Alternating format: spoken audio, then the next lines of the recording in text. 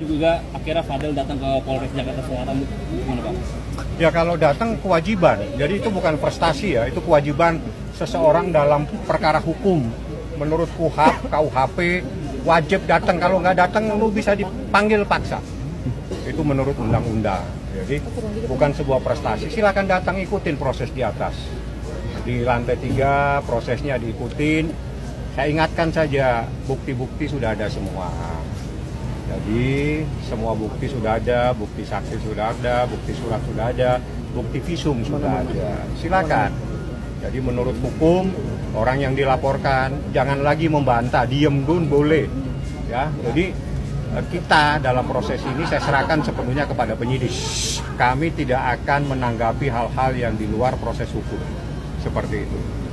Bang Fahmi kan Panikis kita tahu suka bikin meme-meme soal Dr. Atman gitu kan ya. Apakah caranya Bang Fahmi sendiri melindungi Pak Heru supaya nggak ada laporan terkait pencemaran nama baik itu gimana Bang? Apanya? Ada kekhawatiran nggak Paniki dilaporkan atas pencemaran nama baik dengan bikin meme segala macam kayak gitu? Nggak ada, saya nggak nanggapin itulah. Itu haknya Nikita. Yang ditanya itu proses hukumnya seperti apa. Jadi di dalam perkara ini mungkin semuanya biar paham. Kan banyak sekali nih, salah satunya ya ada yang bilang supaya dimediasikan lah, dipertemukan lah, dilakukan apa RJ lah segala macam. Yang jelas itu mustahil semua dilakukan.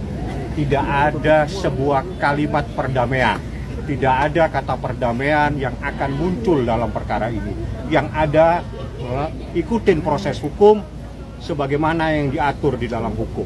Ancamannya perkara ini 5, ikutin saja prosesnya. Jadi jangan berharap ada sebuah hal di mana kita akan memaafkan atau perkara ini terjadi sebuah perdamaian, itu mustahil. Bang Fahmi tadi sempat disinggung soal penelantaran. Pihak Fadel sempat menyinggung soal penelantaran anak, ada dugaan penelantaran. Iya, selama 2 tahun. Perkaranya ada di atas, prosesnya di atas, tindak pidana terkait perlindungan terhadap anak, dugaan ada kejahatan terhadap anak di bawah umur, itu saja. Bagaimana mempersiapkan diri terkait dengan laporan ini. Jadi ini laporannya ada di atas. Siapkan diri Anda ke atas. Ada depan Bang. Pihak Niki maksudnya menanggapi hal tersebut seperti apa? Saya nggak akan nanggapin, ngapain kita tanggapin hal-hal yang nggak jelas. Kalau Anda tanyain bagaimana proses Iki, bagaimana alat bukti, bagaimana visum, saya jelaskan.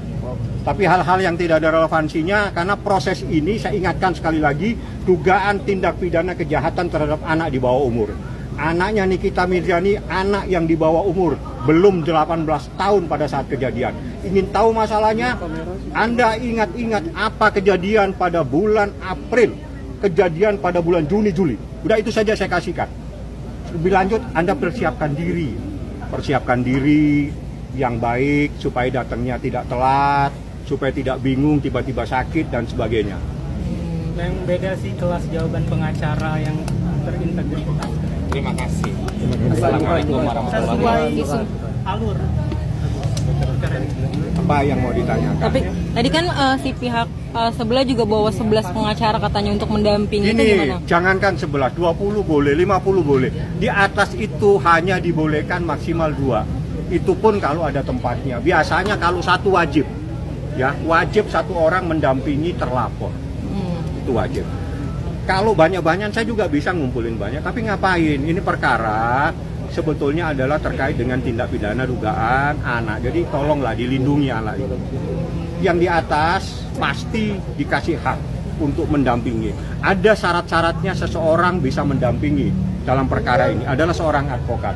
Bagaimana seorang advokat itu nanti pasti akan ditanya di atas. Mau 10, mau 20, pasti hanya 1 maksimal 2 yang boleh mendampingi. Yang lainnya silakan duduk-duduk di pelataran situ, di jalan. Boleh, nggak ada masalah. Kalau perlu ditambah lagi, nggak ada masalah. Oh, ini dokter luar biasa. Ini luar biasa. Jadi dia punya peran yang sangat penting dalam proses ini. Saya buka saja. Perannya sangat penting. Pada saat situasi di mana saya akan mengambil sikap, semuanya saya serahkan dia dan Edwin. Dia yang berkomunikasi langsung dengan Laura.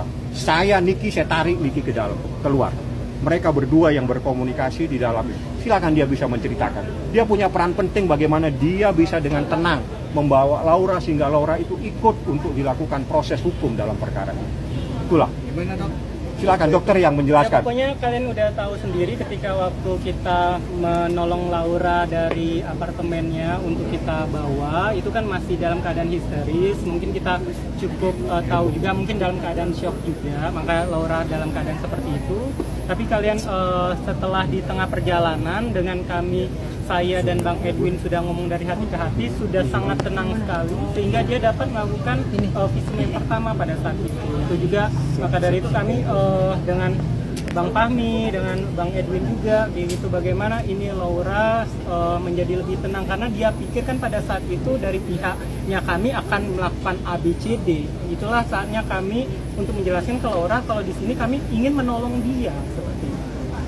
Tapi setelah dibawa ke rumah aman itu udah sempat bicara lagi ke Laura atau gimana? Untuk saya belum kayak gitu, tapi sudah dengan Bang Edwin semua sih.